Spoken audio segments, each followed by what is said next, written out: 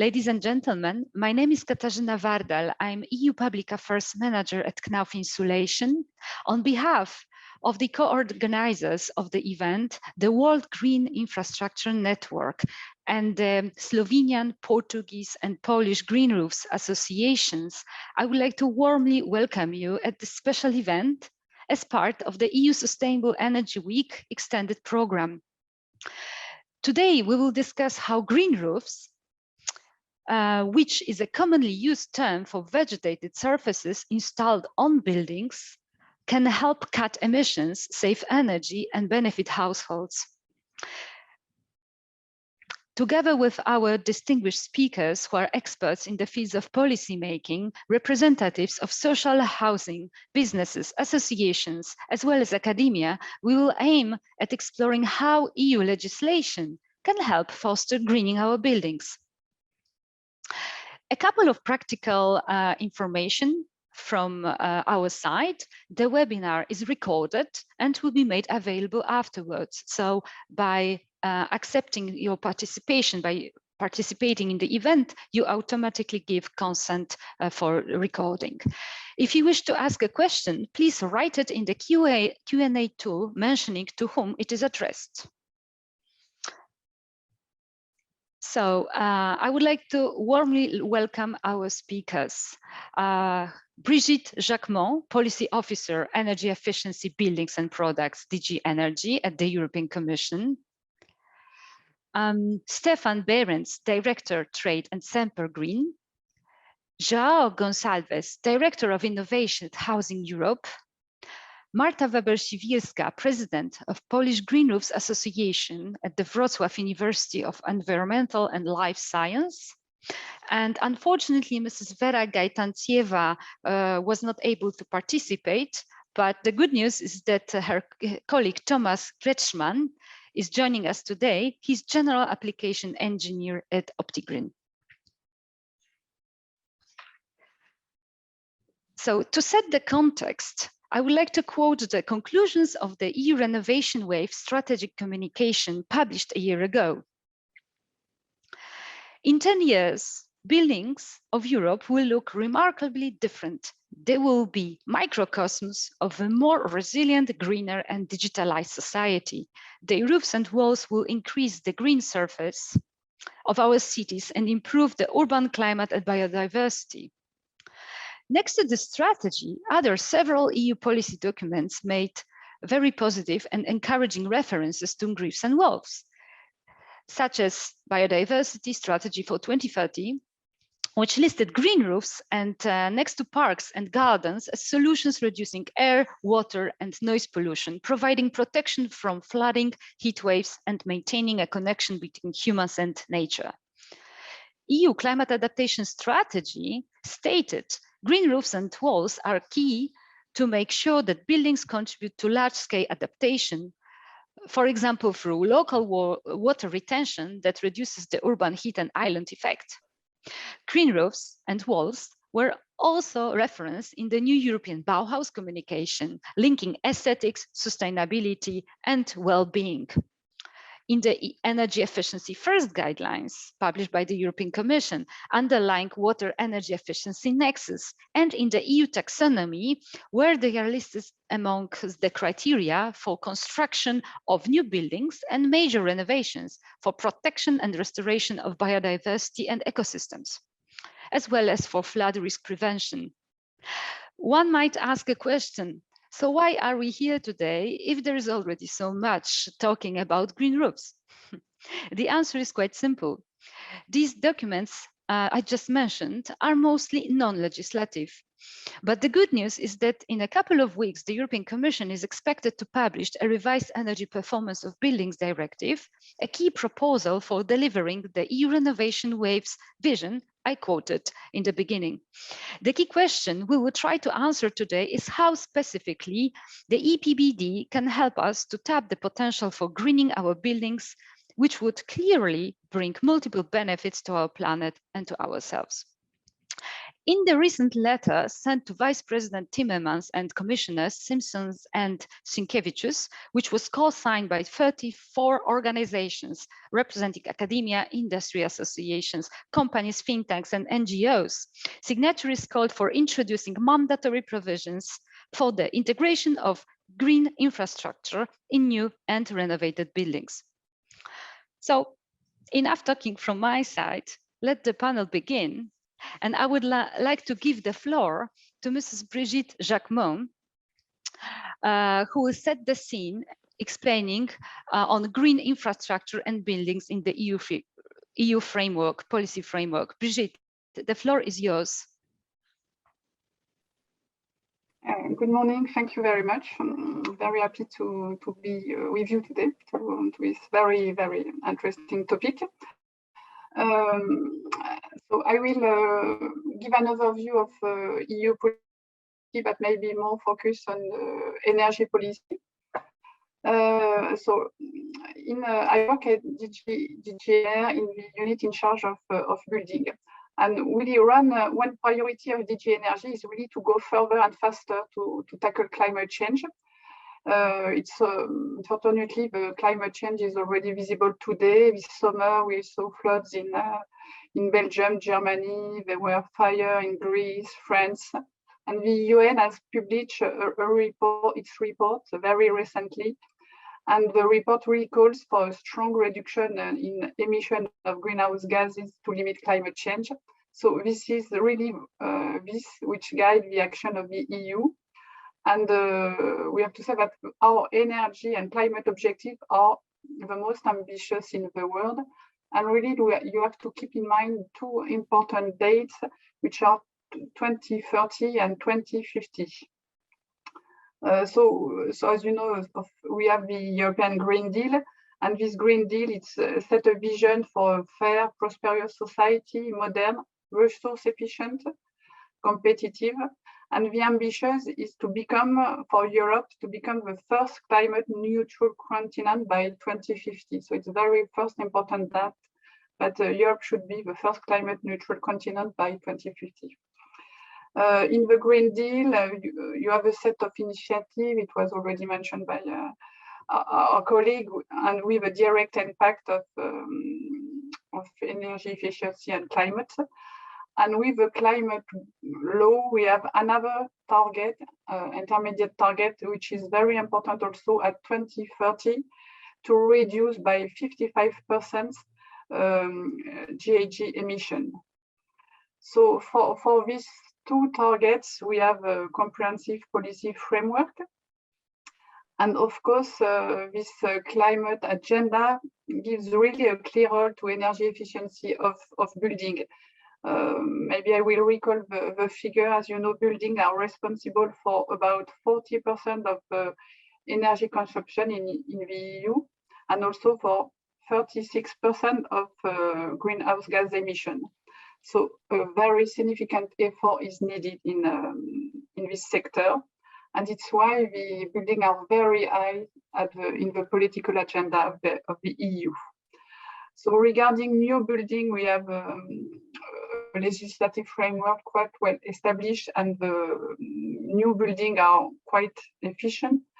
But for existing building, we say that 75% of existing building stock in the EU is inefficient, and the renovation rate is only 1%. So it's really why I will maybe focus on the renovation wave, with the objective to double the annual energy renovation rate. And as it was mentioned, it's really an holistic approach for the built environment. Renovation wave is also the cornerstone of the recovery strategy following the COVID crisis. But I would like to mention two principles of the renovation wave. The first one is really to protect the right of everyone to have affordable housing. So it's very important to leave no one behind. And the second is related to this, the topic of today, is really life cycle thinking and circularity.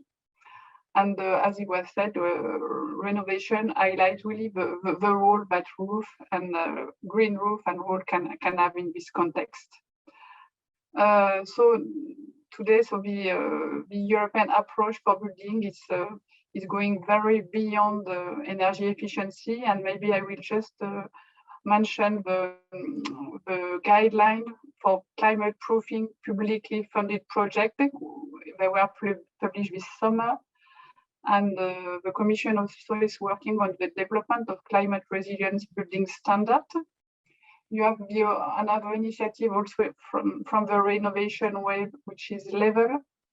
Maybe you know it is a framework to calculate whole life cycle and embedded carbon in buildings. And there will be the development of green procurement criteria within this context.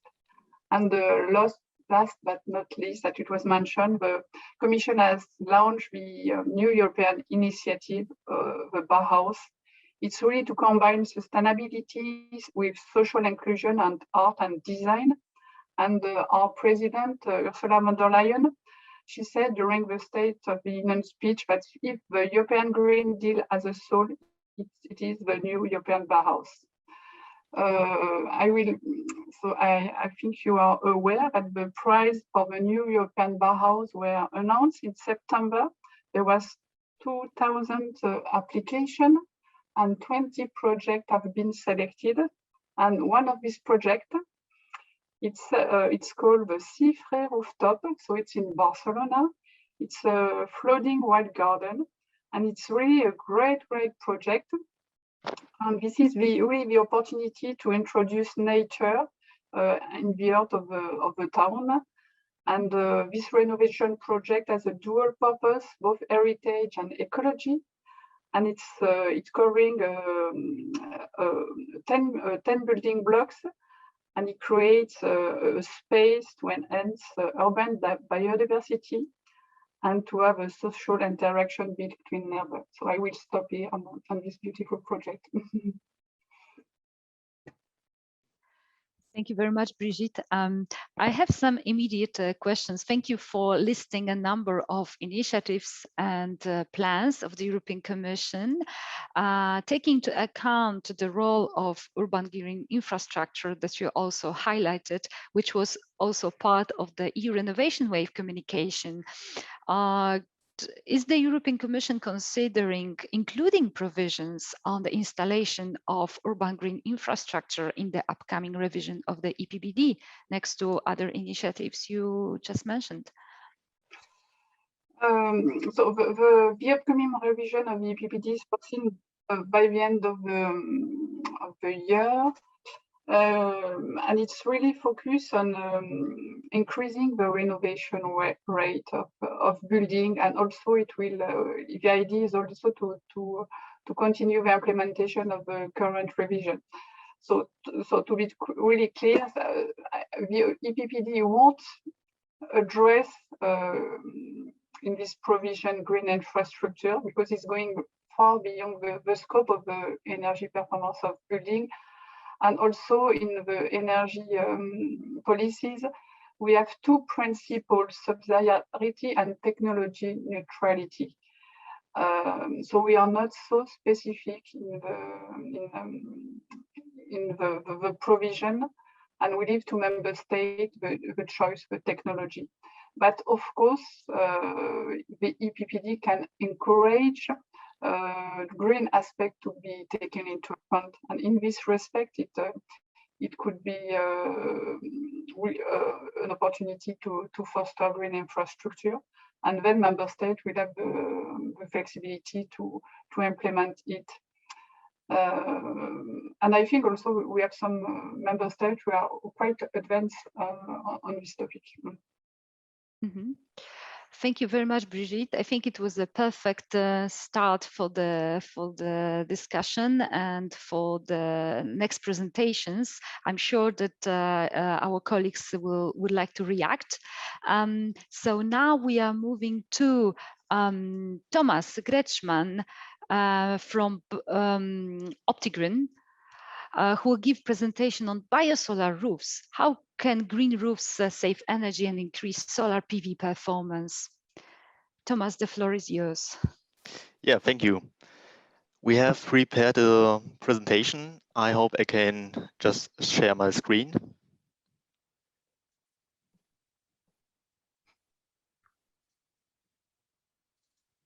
Yes, Okay, you it's can see coming. it. We can see it. Good.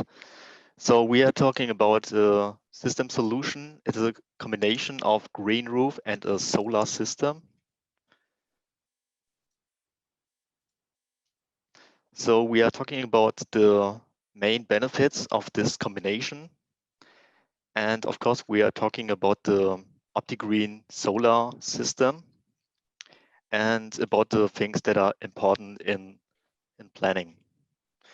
So we have all heard about the main problems that we had in the past and today, also in future. It's about the problems we have in big cities like urban heat islands. We have problems with air pollution and other things. On the right side of this sheet, you find a good illustration of the benefits, which is actually from a German association for green roofs and green walls. We we have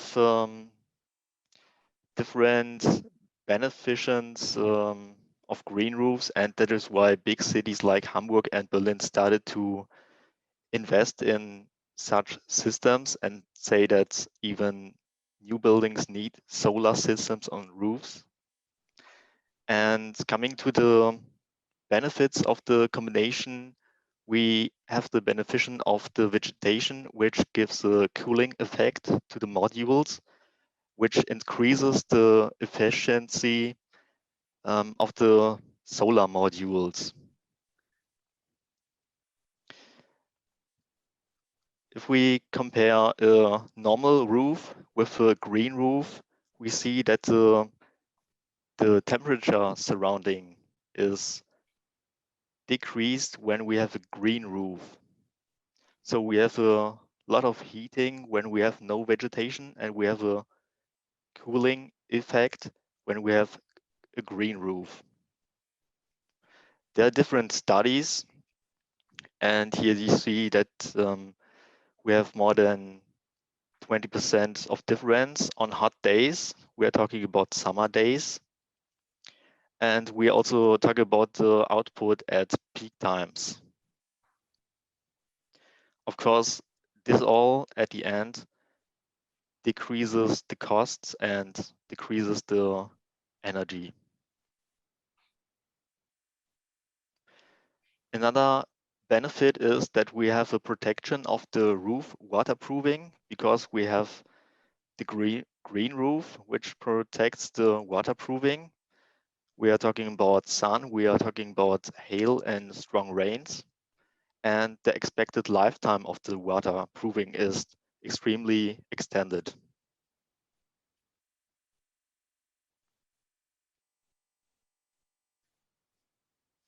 Another benefit is that we have less of pond loads that we avoiding with the green roof. So the equal load distribution of the substrate eliminates the point loads.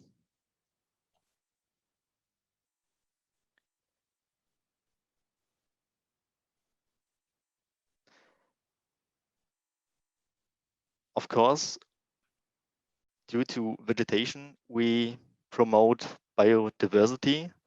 So because we have different species of plants on the roof, we also increase the species on animals, for example, like birds and bees.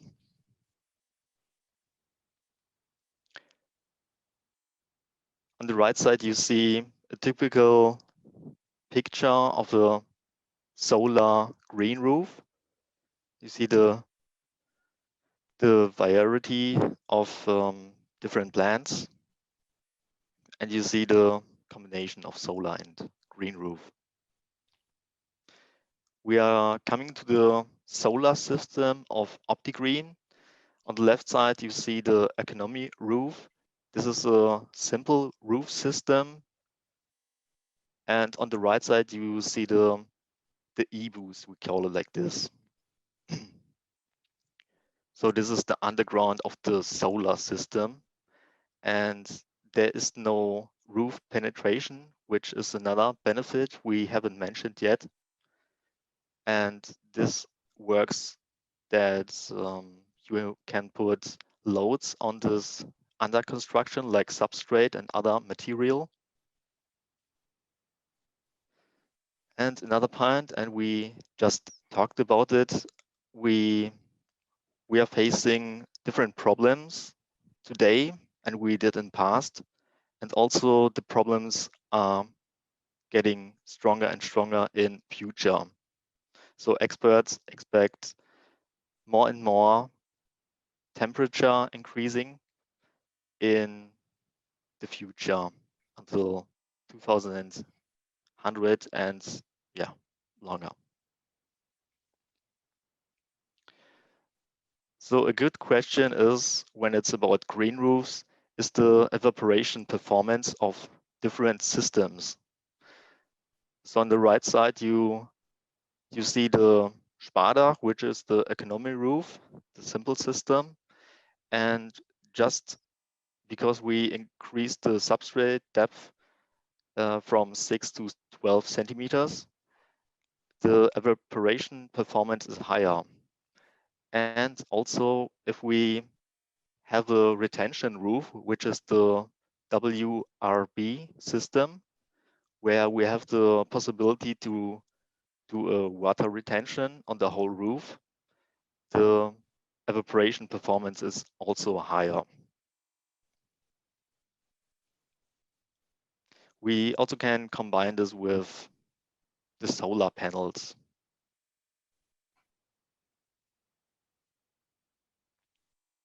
So on the right side, we see another under construction of a solar system. This one is the retention box where we can store water. And it's important that we have a 0-degree roof pitch. We're coming to a few different planning things that we have considered in every object. And this is something that my colleague Vera Gaitancheva can help everyone with, because she does the planning for different projects. So it's always about how can we set the distances between every solar module rows. Because we have to take care that the vegetation that we have is not shading the modules, because we are talking about an efficient system. And if we have vegetation that brings a shade on the modules, then what are we talking about? Another thing is the exposure of modules. We have the possibility to set a east-west exposure or a south one. We see that the south has a peak high in the middle of the day around 12, 30 and 40 time. And with a east-west orientation, we have a equal performance within the day.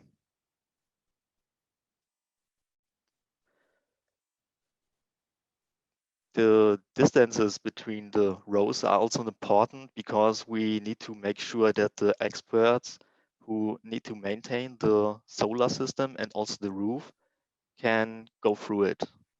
If it's too small, they cannot just go through this rows. We also have the possibility to do a portrait or a landscape orientation. This is something that is important when it's about an efficient roof, so that we can bring enough solar modules on the roof that is mostly required. Talking about green roofs is always about loads and static questions. So the loads are basically around 90 kilograms per square meter, and we have to add the solar system, which is about 15 kilograms per square meter. So if we have something like 60 kilograms that we can bring at the maximum of the roof, we cannot bring this system into planning.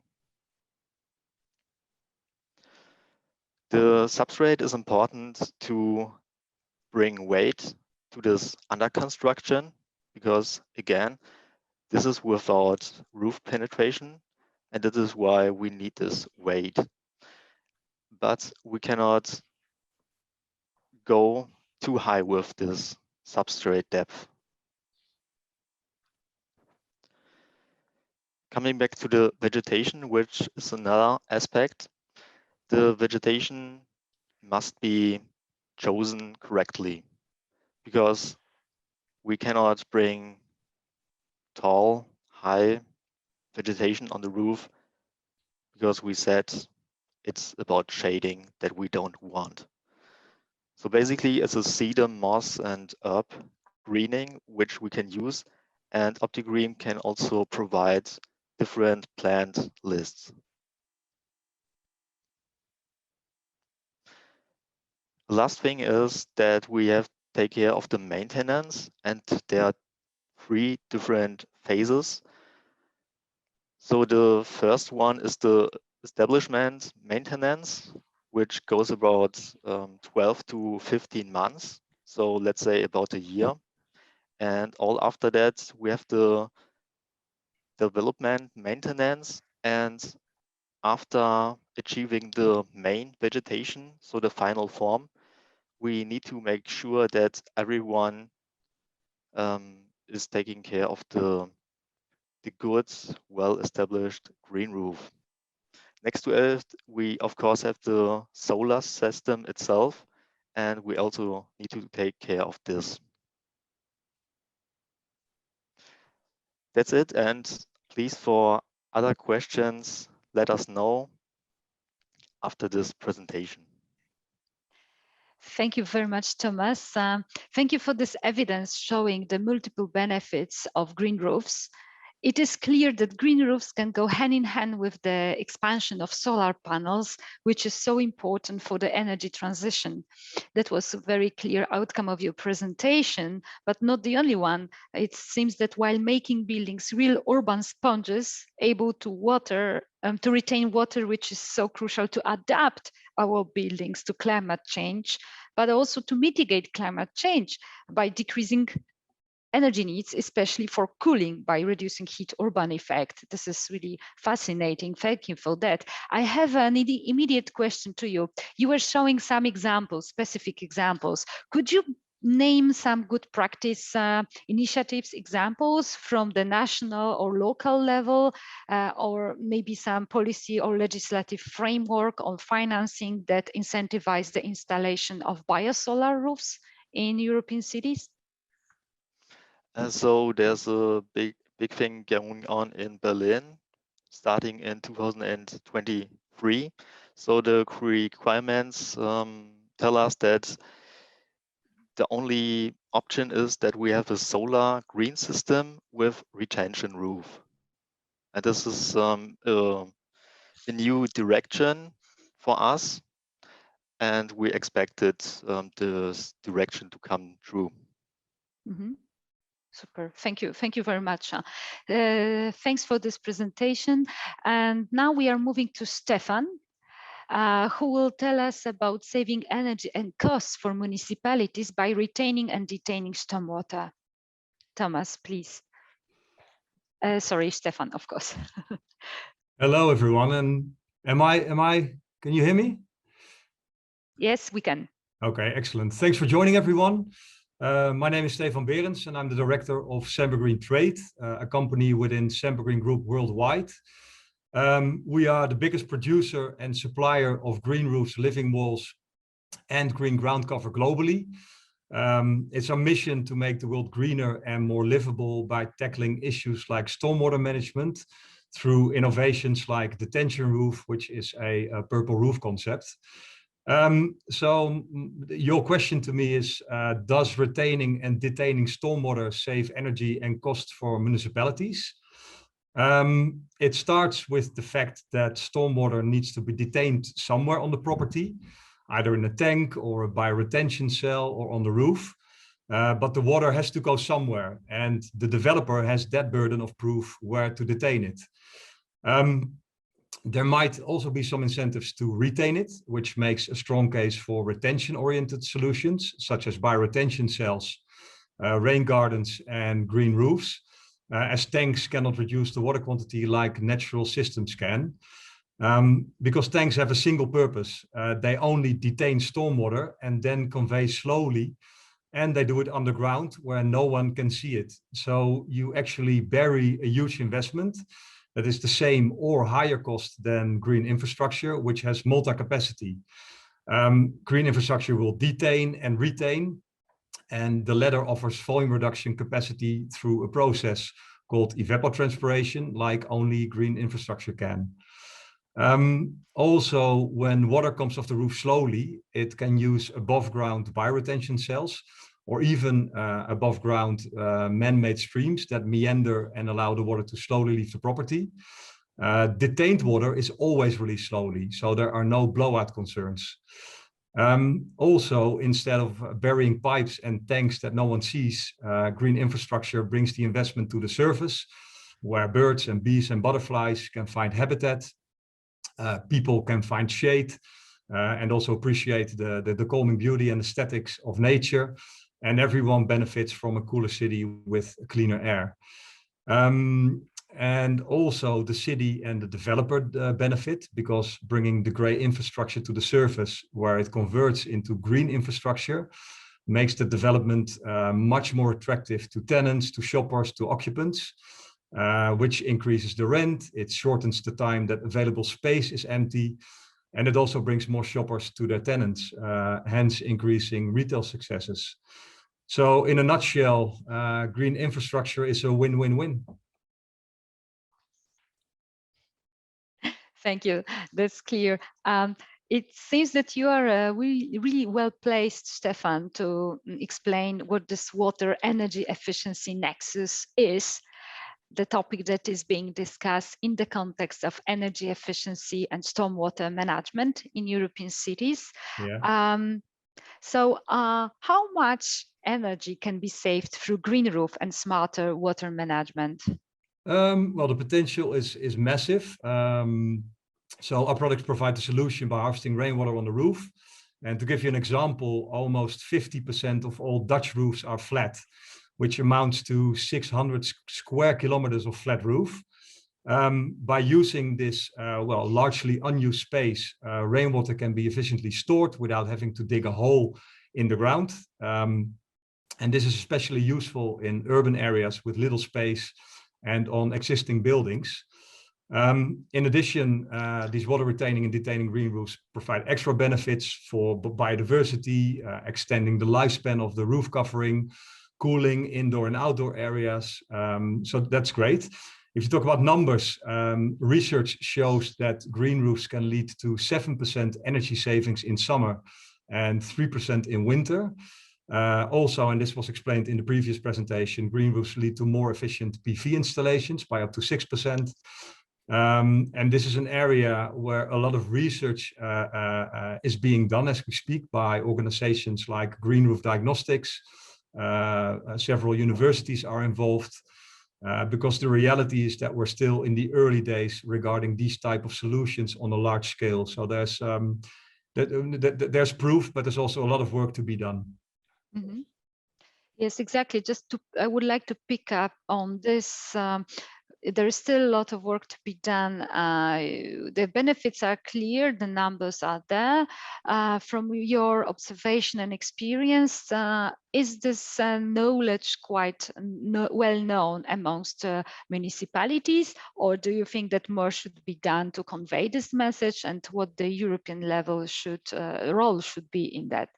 Well, that's a good question. To be very critical, I think that we are very good at sort of telling to, you know, in a small circle what the advantages are. And obviously a lot of organizations are talking to municipalities and to government structures, but I think we can do a better job there. So I think there's a lot of potential to make this information and these insights available and known to a bigger audience, which we need to make this more known to a larger audience. And we know that you know that the green industry is getting out of the niche and getting a more mainstream product.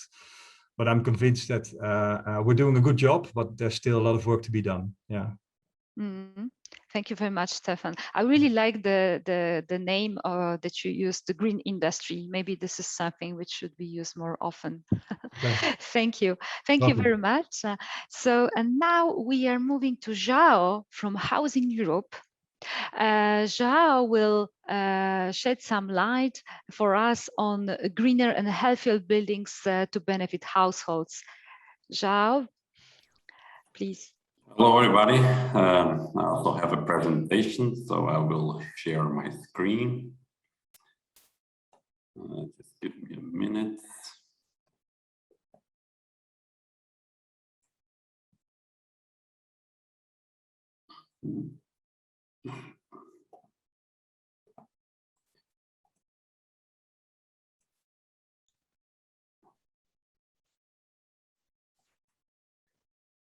Take a bit of time. I think you can already. Yes. If you could, yes, make it bigger in the presentation mode. Yeah. All right. Here we go. So I'm going to talk about the social housing perspective. So sorry, I can't see my annotations. Well, never mind. So basically, COVID has signified a number of challenges for social housing that already had existed before, and just made them to bring to the surface. One of them, obviously, is the importance that the social amenities and green amenities have in social housing. I will focus on social housing uniquely. Because we were confined for so long, we needed to have a comfortable with air quality inside our homes. And what we were made aware of is most of us are not accessing these amenities in our own homes. So basically, the COVID-19 highlighted the challenges and the needs that housing have at the moment in public and social housing, but also in private housing. But in a more positive way, we also have the opportunity now, because as I'm going to mention for another challenge that we have an opportunity to combine the answer to both of these challenges. Of course, the first challenge that we have before even COVID was, of course, the climate change. And this has already been mentioned here. So we have very ambitious targets, and we will see what Glasgow will bring in the next month. But for 2030 alone, we have to reduce, of course, 55% of our carbon emissions, which means there is a role for housing. So here are some numbers inserted in the Green Deal that we have reduced 60% of building emissions, 40% energy consumption, and 18% heating and cooling. And because of that, we have a renovation wave that has the ambition of renovating 35 million units until 2030. And for our own point of view, we also have the Affordable Housing Initiative, which was mentioned in the renovation wave. And this initiative is basically trying to demonstrate 100 pilot projects to showcase how. So this is one of the calls that is already open in the Horizon Europe. So basically we want to create blueprints of how to renovate the social housing, public housing, putting livability, social conditions, and of course, technological innovations at the forefront. So this is quite a challenge that we have from the perspective of the public and social housing sector. Considering just the green roof, of course, carbon reduction in the last years has been basically the focus of our renovation efforts for climate change. But we know that most of our social housing is already surrounded by amenities, but they're generally either not really valued for their aesthetic or environmental qualities, sorry, or they are not they are of limited value, this green infrastructure, and we rarely seldom look at our building envelopes or our roofs, for example, not only for their value-add plans, but also as a means to reduce the carbon footprint, as it was demonstrated in the previous presentation. However, there are examples of where we could take and help build that blueprint that I mentioned previously for the 100 Lighthouse District renovation projects. So I picked up 3 projects in social housing in Europe of green roofs or green infrastructure. The first one is in Eindhoven. So there are 125 housing units in a single building. It's constituted by 520 trees and 10,000 plants and able to take out 8,000 kilos of CO2. There are some pictures there. Another one is the Birchway Eco Community, which was nominated for the Social Housing Project of the Year. So these are basically 5 social housing, well, affordable housing buildings with curved sedum, green roofs, constructed by mostly recycled products. They also have photovoltaic panels and they enable the rainwater collection. And this is another example, this time from Rennes in France. It's affordable housing as well, and it's constituted by 63 housing units. It's mostly made of wood with green roofs. And what makes it more striking is that it uses particular materials and heating systems to make it more, make it cheaper, either in the construction phase or the maintenance phase. And this is one item that is very important for affordable housing, as you can imagine. So how can we mainstream these examples that I just mentioned? They actually, in my opinion, they look amazing. I think everybody would, well, most of us would be happy to live in a building like that with the lower energy costs.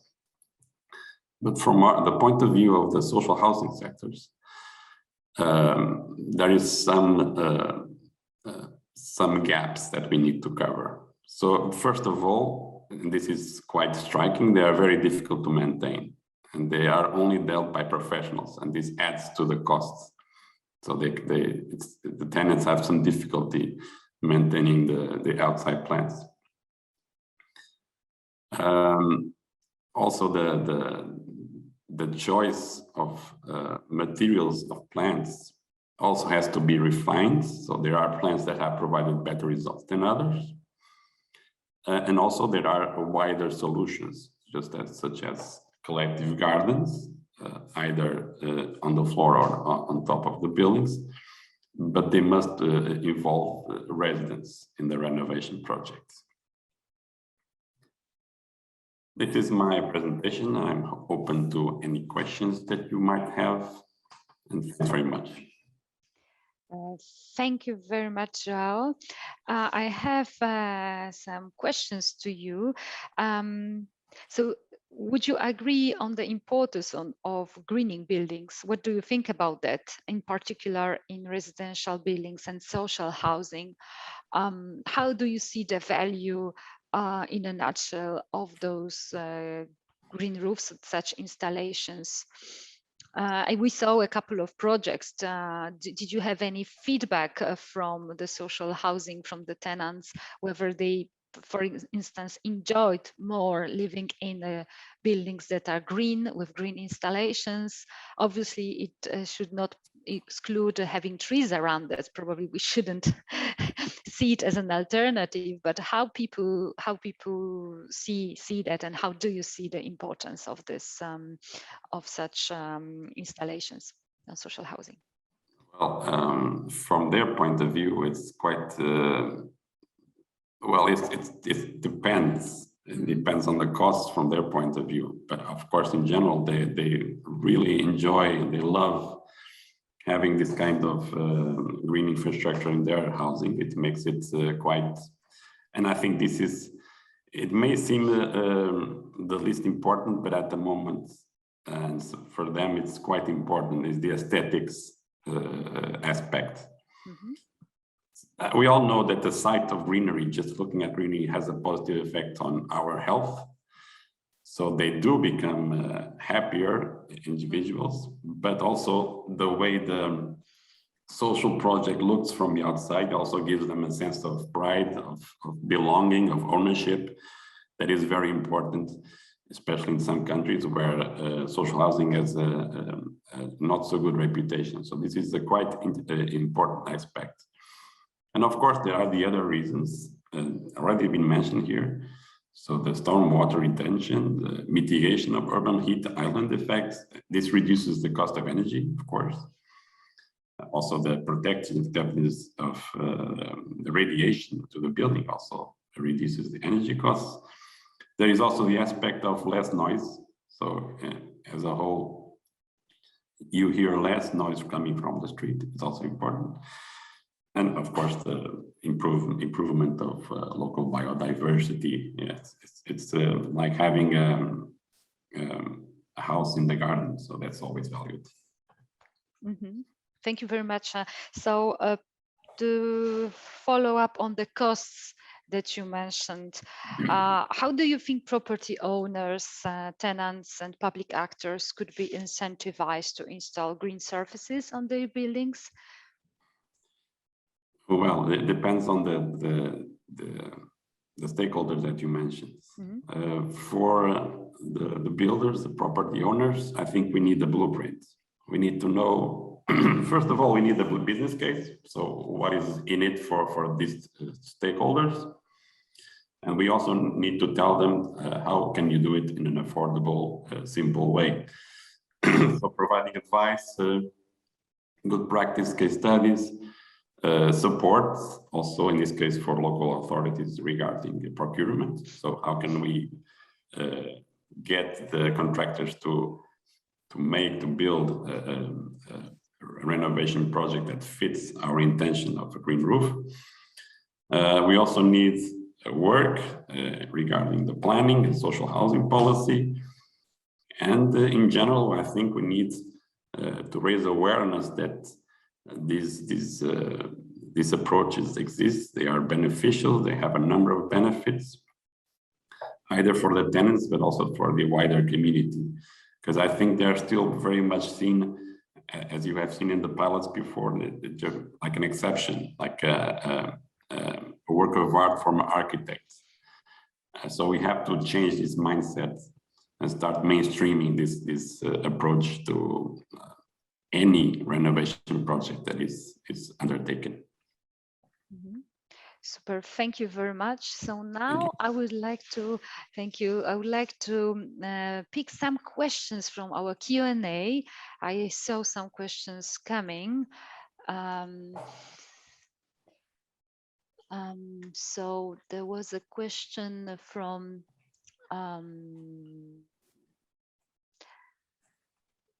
there was a question on green infrastructure, sorry, on the energy efficiency first principle.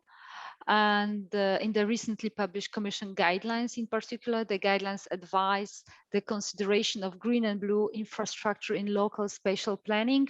Should this be made mandatory anytime municipalities are developing long-term planning? Who would like to answer that question? Maybe Zhao? No, sorry, it's not my area. No. Maybe European Commission, Brigitte? Yes, it's very important because now it is in the energy efficiency first principle. I think it's important that the local authority have this perspective in their urban planning. Yes, of course.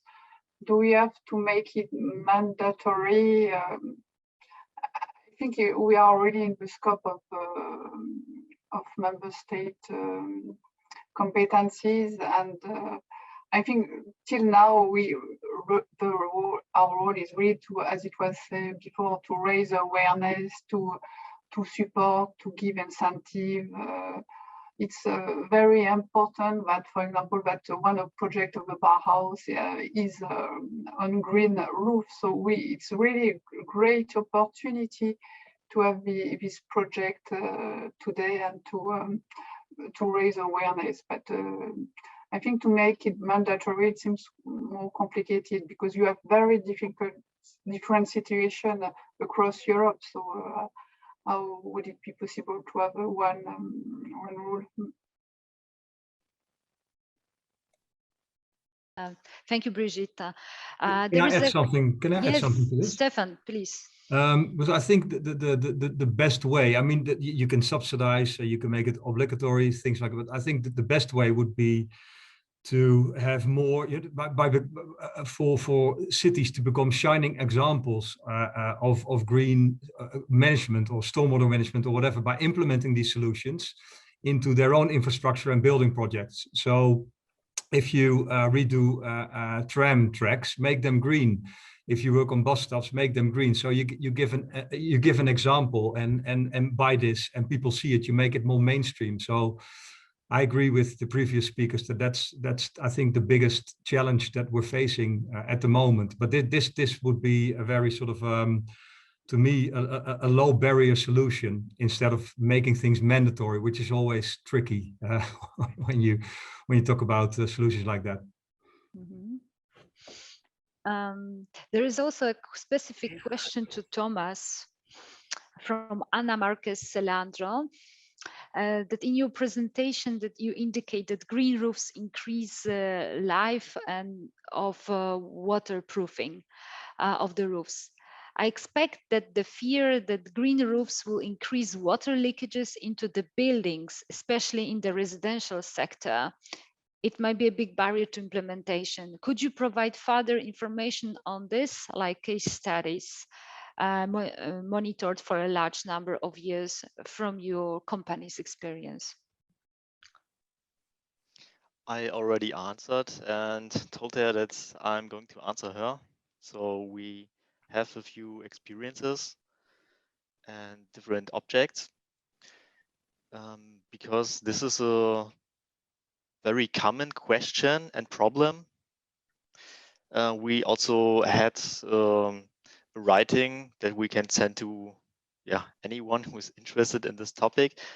Basically, you have to use the correct waterproofing. So there are different qualities, and if you have a green roof on it, especially when it's 0 degree pitch, then you have to use the correct quality of the waterproofing to avoid this problem.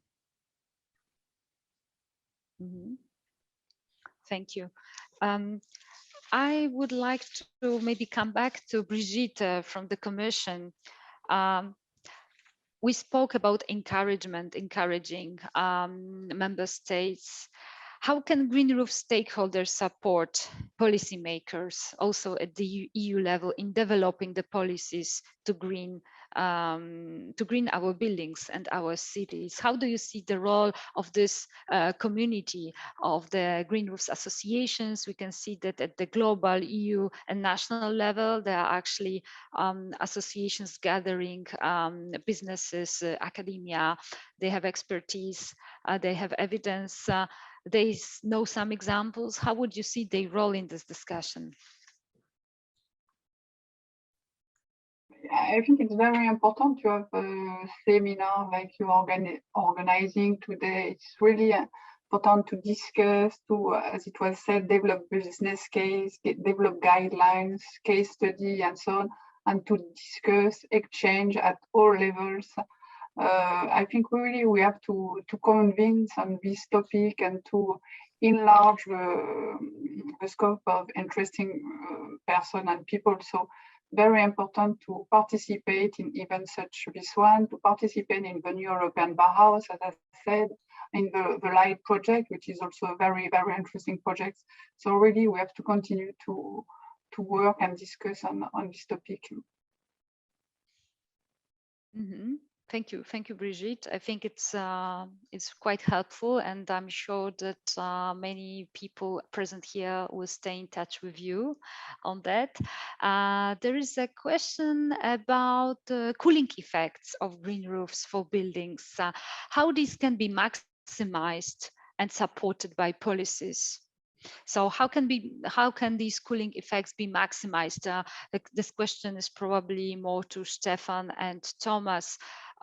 This cooling effect, from my point of view, might be overseen quite often, right? The green roofs are often seen in an aesthetic way, but many of those kind of hidden benefits that are visible on energy bills, for instance, are not known.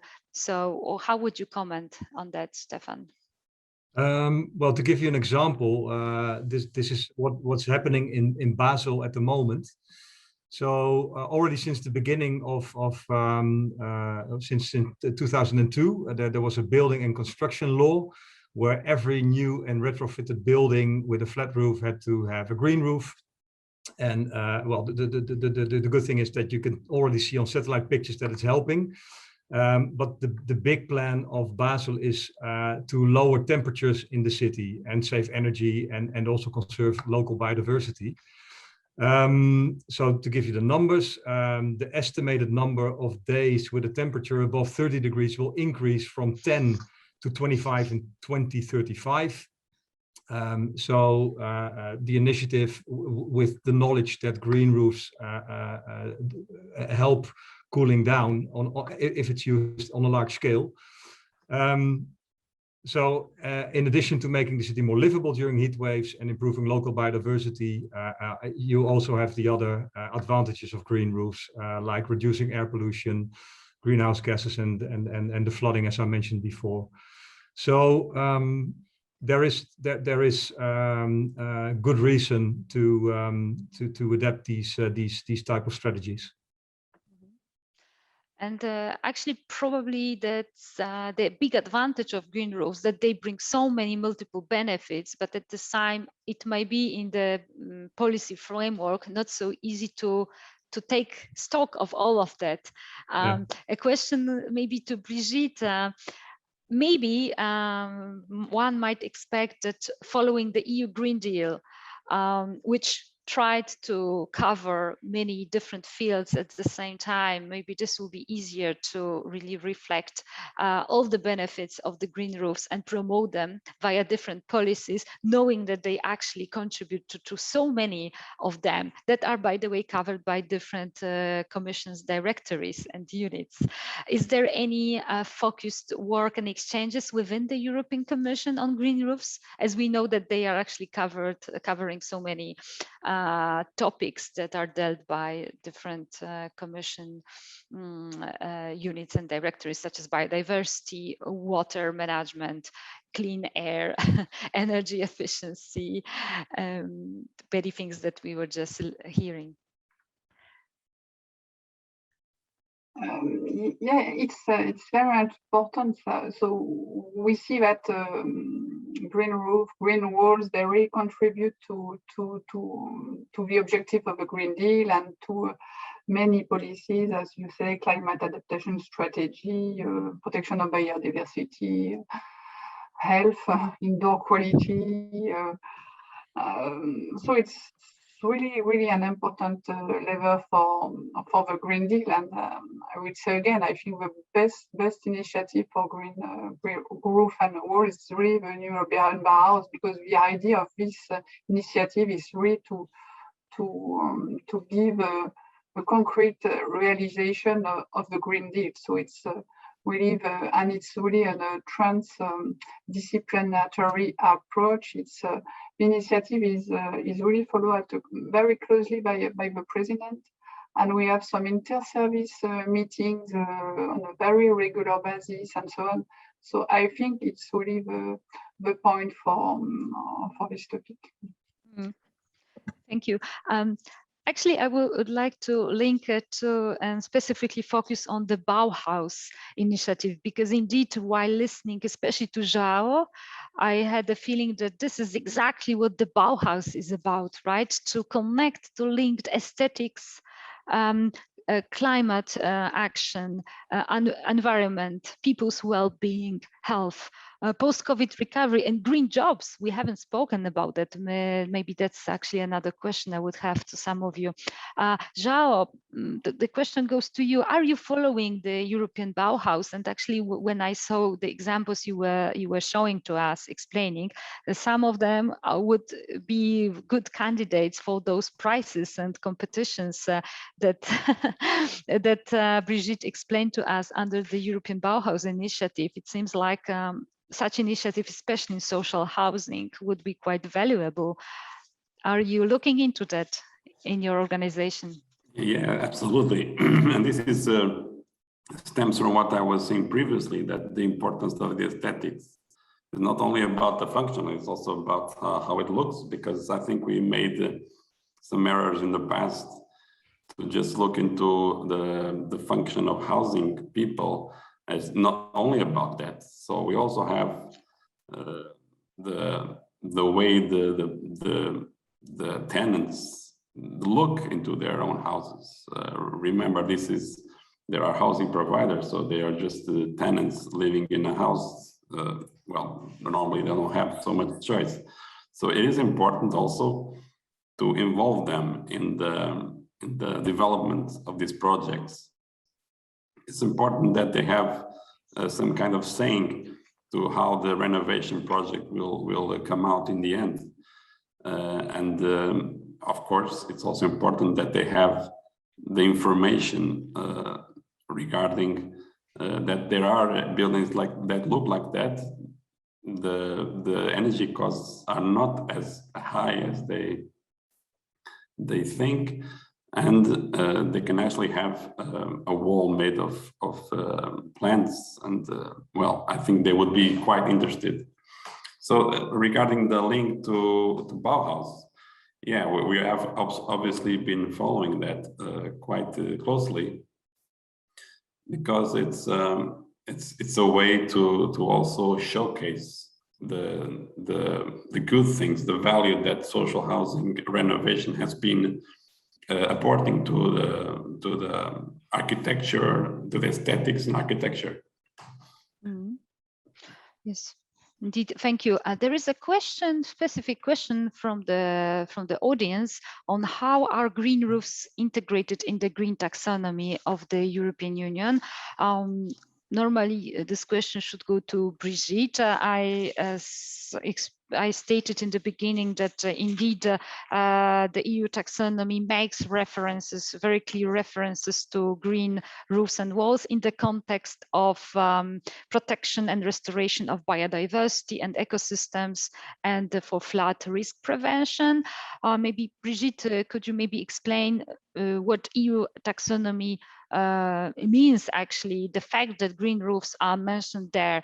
Do you expect that there will be more investments in green roofs installations thanks to the fact that they are already covered by the EU taxonomy? Is there a lot of interest in this aspect? Do you think that something more could be done? The taxonomy is really new, and the goal is really to boost green investment. So as green roof are in the taxonomy, it will have an impact. It's sure. It's really the goal of this regulation. Maybe the question to Stefan and Thomas, you are representing businesses installing green roofs, so you know probably how financing behind each projects look like. What do you think will be the most useful to be introduced now? Some dedicated subsidies for municipalities, for public buildings? Is financing even an issue actually for green roofs installation? How would you comment on that? EU taxonomy obviously is supposed to give directions for private, but also public finance. And it's obviously an important fact that green roofs are there. So what do you think is the situation regarding financing, and what do you think should be done to improve let's say, scaling up investments? So I've been to a workshop recently in Düsseldorf. Maybe you know about the city. And they talked about bringing more and more green roofs. And current status that they have about 3.5% of green roofs regarding all roofs that we have right now. And they want to go to like 10 or 20% in the near future. So the interest is very big. I would say in every big city we have the problems like floods and loss of green areas. And yeah, something like green roofs and green walls are contributing to a green future, which we need. Stefan? Yeah, so to give you an example, what we see, especially now in the Netherlands, is that the rise of consumers adopting green solutions. So they use green roofs for their carports or for their garages. Very small portions of. And the reason why it's growing so rapidly, especially in the we call it Randstad, so the area where Amsterdam and Rotterdam are, is because of subsidies. So that's why we've seen the past few years that it's the growth is immense, and we realize that it's partly due because of subsidies, and in a city like Amsterdam they are reducing the subsidies gradually. So for us, in terms of marketing, we do, and we try to keep the momentum and translate it to other cities. But definitely at this stage, where the green industry sits, subsidies do definitely help. Yeah, for sure. Mm-hmm. Thank you. We have a question linked more to technologies and biosolar roofs. Mr. Marek Hisek is asking about vegetation sedum mats. Is that the right approach, especially if we talk about areas below PV panels? So I presume the question is whether we can use vegetation sedum mats and PV panels as biosolar roofs. Will this type of vegetation survive below panels, asks our participant. I think that Thomas, you can help us to understand that. Yeah, thank you for this question. Basically, we use plants that really love sun because we are on the roof, but also we can use plants that can tolerate shady spots like below solar panels. And we have some plants we can choose in a list. We would be happy to send you this list. These are plants which tolerate sun but also shade. So it's possible to use plants below solar panels. Mm-hmm. That's very clear. Thank you. Well, actually, maybe on biosolar roofs, especially, Brigitte, we spoke about, let's say, integrated approach to these kind of topics in the Commission, taking into account various benefits. Do you think that biosolar roofs can be addressed in the upcoming legislation? Because this is, I think, a really kind of new area for legislators, but a very interesting one, because this is how we actually connect different goals of the European Green Deal. How do you think the Green Deal and the upcoming initiatives can specifically promote biosolar roofs? The place of renewable it's very important in the upcoming Fit for 55 package. So I think in this context, it's really a place for these kind of technologies, and important to mention and to showcase these technologies. But as I say, at European level, we are not able to really influence on the technological choice. But of course, it's a very important asset for renewables. At the same time, of course, renewables are incentivized via European legislation. So the question probably would be whether green biosolar roofs could be seen as part of both renewable energy incentives, perhaps, because that falls probably under this field. That's actually probably a good question, whether we are talking here about specific technologies. We have different producers of such technologies, different solutions. Yeah, I don't know if anyone wants to comment on that. Maybe Brigitte, you want to follow up? But I think there will be very important funding in the coming weeks on this aspect. So I think it's really important to really apply for this European fundings, and then we will have some information materials that could be used in coming legislation. That really encourage you to have a look to the upcoming calls at European levels. Thank you for this. And there is a kind of question and comment at the same time from Mrs. Katarzyna Guzfa, who says that I often have a feeling that there is a big difference between the awareness of people like us here debating that topic, so experts, and potential investors who don't really know the benefits of those green solutions. So we are coming back to what Stefan was saying, that the evidence is there, but it's not a common knowledge. It's not something that is automatically recognized. So probably that is another comment supporting that approach, that more needs to be done in this area. And if maybe I comment, it's really the goal of the taxonomy. It's why the taxonomy has been created. The idea is really that all the investment go to green technology. So it's really this matter.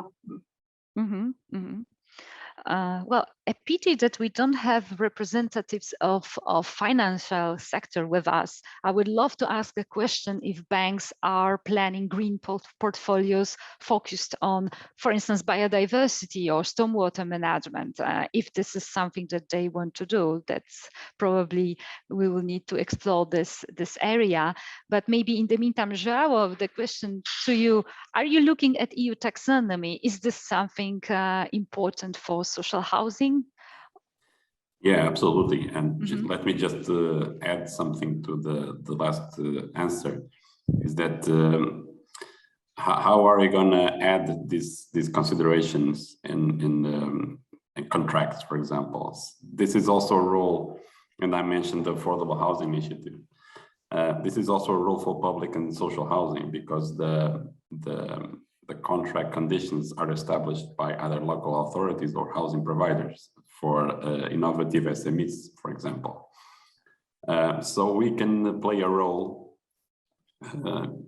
using the taxonomy, obviously, in showcasing, first of all, that these technologies, that these approaches have a clear impact in the quality of the house, in the quality of environment, etc., in the carbon reduction, of course.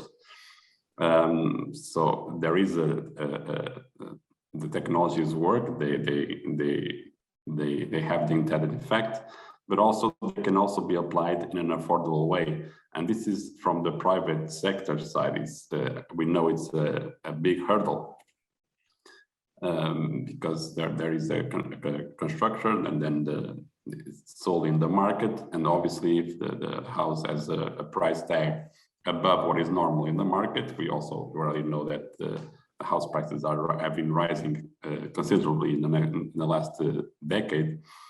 So if they know that the cost of building the house with green roofs, for example, is quite affordable, and they have examples, they have the procurement rules, they have the blueprint, it's easier to mainstream this approach. So yeah, I just wanted to mention the role that our examples, like the three that I showed in my presentation, have in actually establishing the business case and telling people, the contractors, the tenants, that these examples, they do exist, and they are possible to build in quite an affordable way. Thank you. And there is a last question before we go to conclusions, which is something we haven't spoken about: recovery and resilience plans. What's the role of those plans in this agenda? Maybe I would frame it differently. Do you know whether any national recovery and resilience plans actually proposed measures in this field? Can these resources support greening buildings starting from social housing? Maybe Brigitte or João, do you know anything about that? I wanted to mention the recovery plan. It's very important because most of the recovery plan are validated, and and we have a very important component which will go to green investment, and in particular, so to renovation. So I think it will be very huge opportunity for green infrastructure in this context all across Europe. Yeah. Mm-hmm. Yeah, it's also difficult to individualize recovery plans, but in general, I would say that they will support energy renovations in public residential buildings. They would also support renewable energy measures like power generation, heating and cooling, district heating. So these are all areas that can benefit from a national-wide support, besides the more innovative projects coming from Horizon Europe.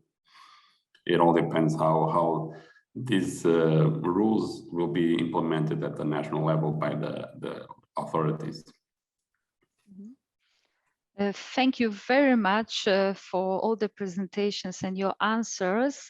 I would like to now give the floor to Marta Weber-Siwirska, who is president of the Polish Green Roofs Association and at the Wrocław University of Environmental and Life Science, who will now give some concluding remarks for our panel. Thank you.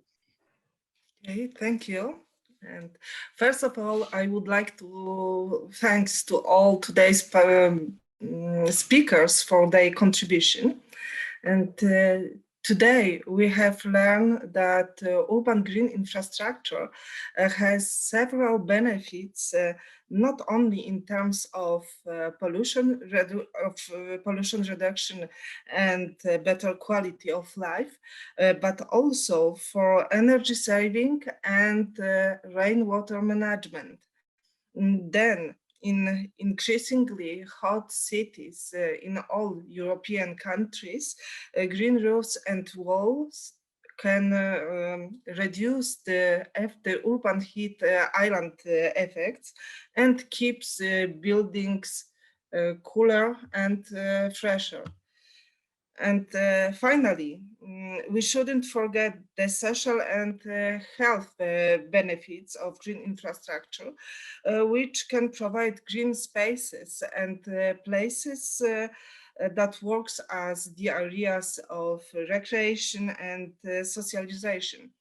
During the pandemic, we have learned how it is important, and not only for children, but also for us citizens in general, especially for those people who lives in dense and full of concrete city centers. And overall, greening cities is a very important and no regrets agenda. And we need to bring back biodiversity into our cities and tackle the effect of the climate change. Thanks to green infrastructure, we can build more resilient cities and communities in Europe. And finally, as World Green Infrastructure Network and Green Roofs stakeholders, we look forward to supporting the EU policymakers in their action for greening building and cities. And at the end, I would like to thank to all participants that you decide to spend this time with us. Thank you very much. And I encourage you to follow the World Green Infrastructure Network to stay updated with our next activities. So I really think that working together, we can make Europe much more greener than it is now. So thank you once again. Thank you, Marta. Since we still have a couple of minutes left, I would like to ask you actually a question. Can you maybe give us some examples from Poland, some policies, maybe some cities policies? I think that Warsaw announced that they will introduce some incentives for green roofs as of next year. You are in Wrocław now. Do you see any good practice examples that could be useful for designing EU policies and anyway for our colleagues from other countries? Okay, so the situation in Poland is not as good as we wish to have it, but some cities has some regulation about implementation of green roofs and living walls. So, for example, Dąbrowa Górnicza, which is on high Upper Silesia, they have a tax reduction, not tax reduction, they have a refundation for green roofs and living walls for private and for private houses, depending of the area of green roof or the green area of the wall. Then in Wrocław, we have also a similar regulation, also depending of the area of green roofs and living wall, but this is about the tax reduction. This year, Katowice also implement the regulation about the refundation. Yes, money when also to private people, private owner of the private houses, but Katowice city, which is capital of Upper Silesia region, probably they have some problems with air pollution. And they focus also not only on private people, but also on developers. So they would like to make much greener city, especially in dense area. So they make some guidelines and financial reduction depending on the situation in a city where this concrete building is located. To sum up, what would be maybe your one or two, let's say, wishes from the European level to help increase the uptake of urban green infrastructure in Poland? What do you think? Oh, that's hard question. Yeah. So it's not easy to answer at once, and maybe not else for then. now. Maybe not for now, and maybe Stefan, Thomas, and João, you would like to add at least one point from your side. What would be the most useful now? Is it the area of legislation or more finance or exchanges of best practices or more attention, for instance, to the stormwater management, sometimes less known by local decision makers? Yeah, I was thinking a bit about it. I think the policy framework, regulatory framework would be the most important, because without that favorable framework, all the other issues that you mentioned are blocked. Of course, also some awareness raising would also feed into the need to change the regulatory framework. So we can go a bit back to define, to think about what would be the most important. But yeah, I would say those two. Thank you. Maybe I can add something because in Poland we have also some bad examples of green roofs. Sometimes it's about design, but sometimes it's about the plant selection. So maybe we should focus on choosing native plants, local plants, which are more resilient for local climate condition. So maybe this is the way. One of. Perfect. Thank you very much. So it's time to close our debate. I found it personally really interesting, and I think we should definitely continue because there were some topics that pop up in the meantime that we should probably follow up on. But I would like to very much thank our speakers, our audience, for the participation, for the questions, for your inputs.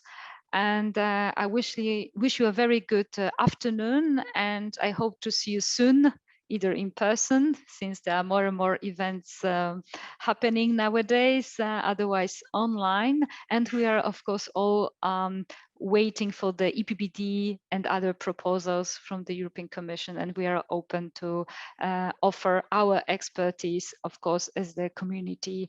As we can see, there is a lot of information and expertise and best practice and not so good practice that is also leads to some suggestions and recommendations, such as from Marta, who mentioned the local species a while ago. So thank you very much, and let's continue this conversation also beyond our event. Thank you. Thank you. And bye. Thank you. Bye. See you. Bye. See you soon. Thank you very much. Thank you.